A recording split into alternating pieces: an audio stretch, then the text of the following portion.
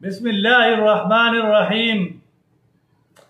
حدیث مبارکہ ہے رسول اللہ صلی اللہ علیہ وسلم کو اللہ تبارک و تعالی نے اپنے پاس بلا کر نماز کا تحفہ دیا، اور یہ ایسا تحفہ ہے کہ جیسے صحابہ اکرام رضی اللہ تعالی عنہم اجمعین کو پتہ چلا تو صحابہ بڑے ہی خوش ہو گئے کہ ہمیں اللہ تعالی سے ڈائریکٹ باتیں کرنے کا موقع مل گیا، اللہ سے ہم کلام ہوں گے۔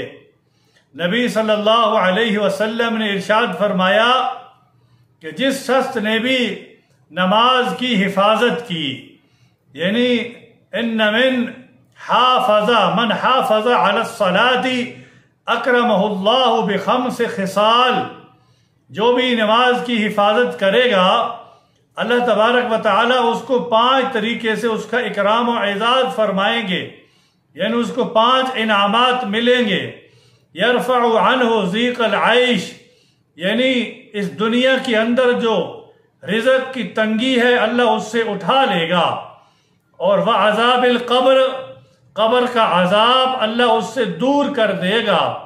وَيُعْطِيهُ اللَّهُ كِتَابَهُ بِيَمِينِهِ، اور قیامت کے دن جب حساب و کتاب ہوگا تو اعمال نامہ اس کو دائیں ہاتھ میں دیا جائے گا۔ وَيَمُرُّ عَلَى الصِّرَاطِ كَالْبَرْقِ، اور پل صراط جو بہت ہی کھٹن راستہ ہے، بال سے زیادہ باریک اور تلوار سے زیادہ تیز ہے، یہ بجلی کی کڑک کی طرح اس سے گزر جائے گا بندہ۔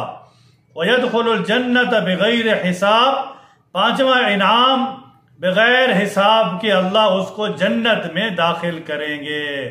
یہ 5 انعامات ان کو ملیں گے جو نماز کی حفاظت کریں گے اور 5 وقت کی نماز باجماعت ادا کرنے کا اہتمام کرے گا۔ جو اللہ تبارک و تعالی ہمیں 5 وقت کی نماز کا اہتمام کی توفیق عطا فرمائے۔